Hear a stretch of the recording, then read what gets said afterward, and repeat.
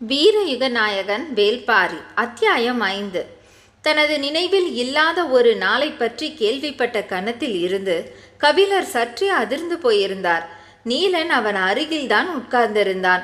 அவனிடம் பேச கபிலரின் மனம் விரும்பினாலும் அவரது எண்ணங்கள் முழுவதும் கைத்தவறி போன நினைவுக்குள் தான் இருந்தன.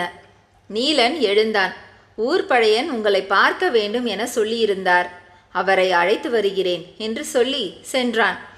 ஊரின் மிக வயதான ஆணை பழையன் என்றும் பெண்ணை பழைச்சி என்றும் அழைப்பது வழக்கம். அதே யோசனையில் இருந்த கபிலர் தான் உட்கார்ந்திருக்கும் மரப்பலகையை விரலால் கீறிக்கொண்டிருந்தார். எவ்வளவு அகலமான பலகையாக இருக்கிறது, இது என்ன மரம் என்று அதை உற்று பார்த்தார். அவரால் கண்டறிய முடியவில்லை. அந்த பெண் சிறு மூங்கில் கூடையில் நாவற்பழங்களை கொண்டு வந்து கொடுத்தாள். அதை வாங்கி கொண்ட கபிலர், இது என்ன மரம் என்று கேட்டார். திரளி மரம் என்று சொன்னாள். திரளி மரம் இவ்வளவு அகலமாக இருக்குமா? இது நடுபாகம்தான், அடிபாகம் இன்னும் அகலமானது.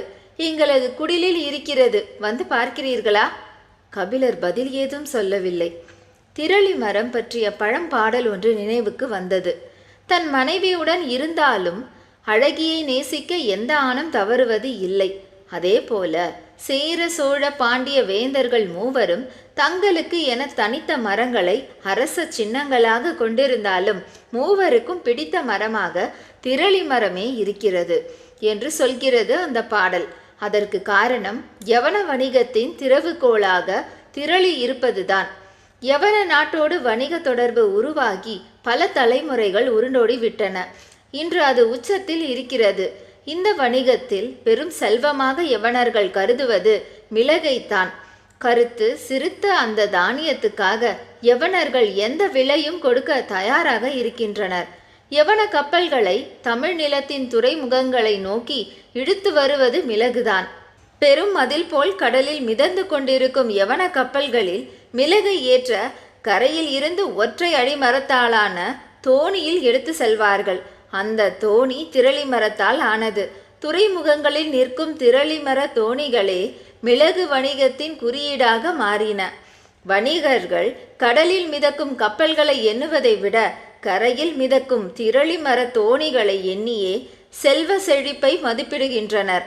பெரும் பானையில் இருக்கும் உணவை அள்ளி போடும் அகப்பையை கொண்டு அளவிடுவதைப் போல யவன வணிகர்களுக்கு இப்போது எல்லா கணக்குகளும் மிக தெளிவு. 100 ஆண்டுகளுக்கும் மேலாக சிறந்து விளங்கும் இந்த வணிகத்தை அவர்கள் துல்லியமான கணக்குகளின் மூலமே அளவிட்டனர். தேர்ந்த மாலுமிகளால் செலுத்தப்படும் கப்பல்கள் 40 இரவுகளும் 40 பகல்களும் கடக்கும் தொலைவை கொண்டுள்ளது மேலை கடற்கரை என்பது அவர்களின் கணக்கு. திரளியை ட்ரோசி என்றே அவர்கள் உச்சரித்தனர். பேரியாறு, காவிரி, பொருணை என 3 நதிகளின் முகத்வாரத்தில் இருந்த மூவேந்தர்களின் துறைமுகங்களில் எத்தனை ட்ரோசிகள் நிற்கின்றன என்ற கணக்குகள் நைல் நதிக்கரை நகரத்தில் எழுதி பாதுகாக்கப்பட்டன. நீல கடலுக்கு அப்பால் விரிந்து கிடக்கும் நாடுகளை வணிகமே இணைத்தது. அதுவே வரலாற்றை உந்தி தள்ளியது. யவனர்கள் தங்களுக்கு தேவையான முத்து மிளகும் நவரத்தினங்களும் செழித்து கிடக்கும் பூமியாக தமிழ் நிலத்தை கண்டனர். அழகின் பித்தர்கள் கூடி வாழும் செல்வ வளம் மிக்க நாடாக யவன தேசத்தை தமிழ் வணிகர்கள் அறிந்து வைத்திருந்தனர். இரு நாட்டு வணிகர்களும் அரசியல் சதுரங்கத்தின் முன்பின் காய்கள் நகர்த்துவதற்கு காரணமாக இருந்தனர். வணிகமே வரலாற்றின் போக்கை தீர்மானிக்கிறது. இந்த கருத்தோடு தொடக்க காலத்தில் கபிலருக்கு உடன்பாடு இல்லை. ஆனால் கடந்த 20 ஆண்டுகளாக தனது கண் முன்னால் நடக்கும் அரசியல் சூழ்ச்சிகளை அறிந்த பிறகு அவர் தனது கருத்தை மாற்றிக்கொண்டார். கடல் கடந்து நடக்கும் இந்த மாபெரும் வணிகம்தான் பேரரசுகளை விடாமல் இயக்குகிறது. 60 வயதை கடந்துவிட்ட குலசேகர பாண்டியனுக்கு தேரலை ஊற்றி கொடுக்க ஒரு கிளாசரினா தேவைப்படுகிறாள். கடற்பயணத்தின் தொலைவும் கப்பல்களின் ஏற்றப்படும் பொருட்களும் பெருகெடுக்கும் லாபமும் கணக்குகளால் கண்டறியப்பட்டபடி இருக்க வணிகமும் கணிதமும் பேரரசுகளின் இரு கண்களாகின. மழை கொட்டி முடித்த ஒரு நண்பகல் நேரத்தில் கொற்கை துறையில் நின்ற கபிலர் கொந்தளிக்கும் கடல் அலையை பார்த்து கொண்டிருந்தார். அப்போது அவரை கடந்து போன யவன வணிகர்கள் ட்ரோசியை பற்றி பேசியபடி சென்றனர். திரளியை யவனர்கள் இப்படித்தான் உச்சரிக்கின்றனர் என்பதை கபிலர் அன்றுதான் கேட்டு அறிந்தார். பெரும் வணிகத்தின் திறவுகோலாக இருக்கும் திரளி இங்கு படுத்து உறங்கும் பலகையாக கிடைக்கிறது. அதுவும் இவ்வளவு அகலமான திரளி மரம். செல்வத்தின் பெரும் குறியீடு அல்லவா? எண்ணங்கள் எங்கெங்கோ ஓடியபடி இருக்க விரல் நகத்தால் திரளி மரத்தின் மீது அழுத்தி கோடு போட முயற்சித்து கொண்டிருந்தார் கபிலர். அப்போது நீலன் ஊர்பழையனை அழைத்து வந்தான். அவரது உயரமே கபிலரை ஆச்சரியப்பட வைத்தது. சுருங்கி மடிந்திருக்கும் தோள்தான் வயோதிகத்தை சொன்னது. மற்றபடி நெடும் உயரம் கொண்ட அந்த மனிதரின் கை எலும்புகள் உருட்டுக்கட்டைகளைப் போல இருந்தன. அடர்த்தியற்ற நரைமுடியை பின்னால் முடிச்சிட்டிருந்தார். அவரது உடல் முழுவதும் தழும்புகள் திட்டு திட்டாக இருந்தன. எத்தனை ஈட்டிகளுக்கும் அம்பு முனைகளுக்கும் தப்பி பிழைத்த உடல் இது. இவ்வளவு வயதான ஆண்களை இப்போது எல்லாம் பார்ப்பதே அரிதாகிவிட்டது. பழையன் வந்து திரளிமர பலகையில் கபிலருக்கு பக்கத்தில் அமர்ந்தார். நீலன் நின்று கொண்டிருந்தான். தசைப்பிடிப்பு இன்று சரியாகிவிடும், நாளை நீங்கள் நடக்கலாம் என்றார் பழையன். கபிலருக்கு அப்போதுதான் தசைப்பிடிப்பு நினைவுக்கு வந்தது. நீலன் என்னை பாதுகாப்பாக அழைத்து வந்து விட்டான் என்றார் கபிலர். சிறுவன், இன்னும் பக்குவம் போதாது. நாகக்கிடங்கின் ஆபத்தை அவன் உணரவில்லை என்றார் பழையன். ஆற்றை சுற்றி வந்து சேர்வது முடியாது என்பதால் அப்படி செய்ததாக சொன்னான் என்றார் கபிலர். சுற்றி வந்து சேர முடியாமல் போகலாம், ஆனால் உயிரோடு வந்து சேர வேண்டும் அல்லவா? கபிலர் நீலனை பார்த்தார். இளைஞர்களின் துணிவை பெரியவர்களால் ஏற்றுக்கொள்ள முடிவது இல்லை. அதற்காக இளைஞர்கள் கவலை கொள்வதும் இல்லை. நீலன் கவலைப்படாமல் தான் நின்று கொண்டிருந்தான். ஆனாலும் பழையனின் வார்த்தைகளுக்கு முன் பணிவு கொண்டு நின்றான். நாவற்பழம் பழையனுக்கு மிகவும் பிடிக்கும். எனவே இந்த வசவு வேகமாக முடிவுக்கு வரும் என்று அவனுக்கு தெரியும். ஏன் பழத்தை எடுக்காமல் இருக்கிறீர்கள்? எடுத்து உண்ணுங்கள் என்று கபிலருக்கு அருகில் கூடையை நகர்த்தினார் பழையன். கூடையில் இருப்பது காட்டில் பல்வேறு நாவல் மரங்களில் இருந்து பறித்த பழங்கள். ஒவ்வொரு நாவல் பழத்துக்கும் ஒவ்வொரு வகையான சுவை உண்டு. எந்த நாவற்பழத்தை முதலில் எடுத்து உண்ண வேண்டும் என்பதில் இருந்து தொடங்குகிறது காடு பற்றிய அறிவு.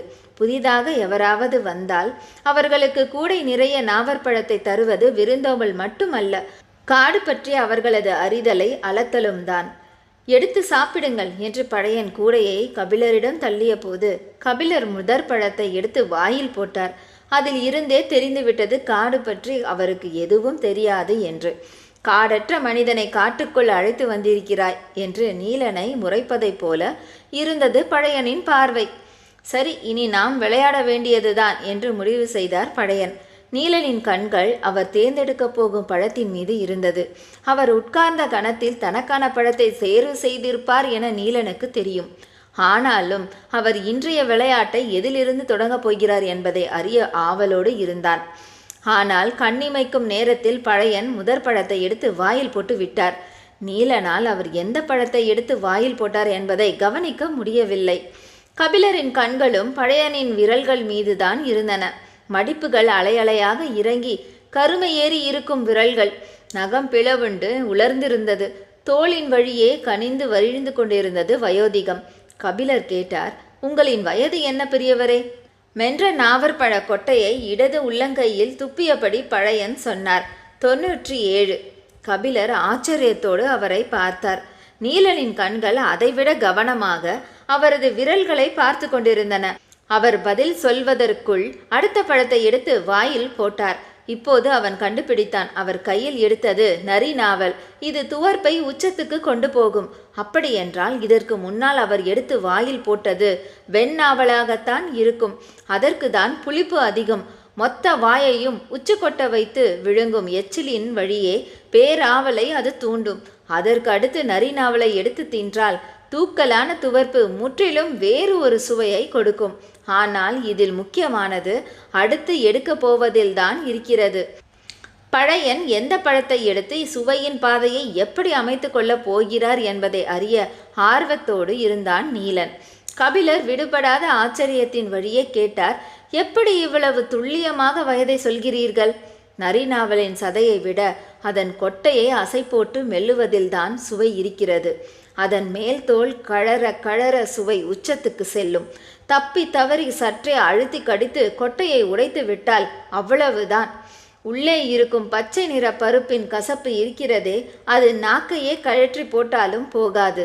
குறைந்தது 3 மாதங்களாவது காரி காரி துப்பிக்கொண்டே இருக்க வேண்டியதுதான். எனவே நரி நாவலை தின்னும்போது மிக கவனமாக தின்ன வேண்டும். தந்திரத்தோடு அதன் கொட்டையின் மேல் பகுதியை கடித்து சுவைக்க வேண்டும். பழையன் வாயில் நரி நாவலை ஒதுக்கி வைத்திருக்கும் போது கபிலர் இப்படி ஒரு கேள்வியை கேட்டுள்ளார். எப்படி பதில் சொல்கிறார் பார்ப்போம் என்று ஆவலோடு இருந்தான் நீலன். எத்தனை கேள்விகளை பார்த்தவர் பழையன். அவருக்கு தெரியாதா நரி நாவலை என்ன செய்ய வேண்டும் என்று?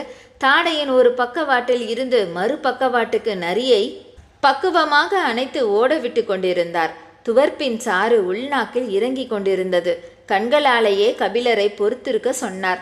என்னென்ன வித்தைகளை காட்டுகிறான் கிழவன் என ஆச்சரியத்துடன் பார்த்து கொண்டிருந்தான் நீலன். நன்றாக மென்ற கொட்டையை இடது உள்ளங்கையில் துப்பிவிட்டு கபிலரை பார்த்து, என்ன கேட்டீர்கள் என்றார் பழையன். வயது 97 என்று எப்படி துல்லியமாக சொல்கிறீர்கள் என்று மீண்டும் கேட்டார் கபிலர். பழையனின் கை விரல்கள் கூடையில் இருக்கும் பழங்களை கிளறி 3 பழங்களை எடுத்தன. நீலன் அவர் எதை எடுத்திருக்கிறார் என உற்று பார்த்தான். உள்ளங்கை சற்றே மூடியிருந்ததால் சரியாக தெரியவில்லை.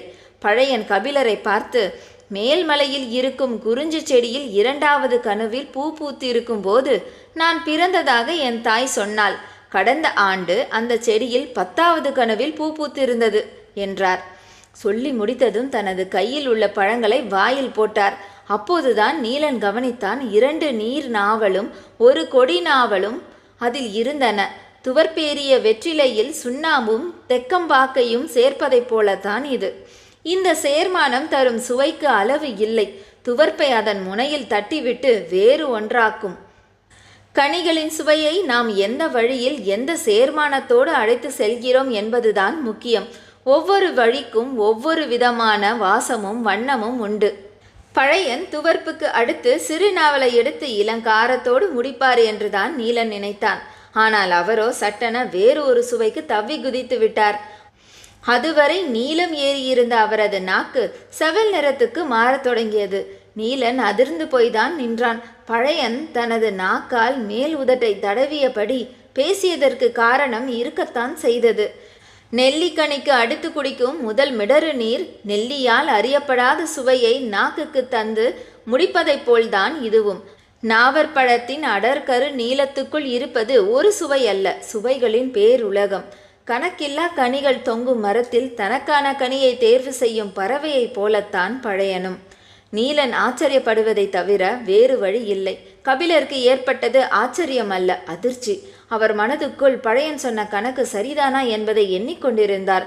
12 ஆண்டுகளுக்கு ஒரு முறை பூக்கும் குறிஞ்சிப்பூ, 2வது கணுவுக்கும் 10வது கணுவுக்கும் இடையில் இருக்கும் கணுக்களின் எண்ணிக்கை, முன்னும் பின்னும் மீதி இருக்கும் ஆண்டுகள் என எல்லாவற்றையும் மனதுக்குள் கணக்கு போட்டு கொண்டிருந்தார்.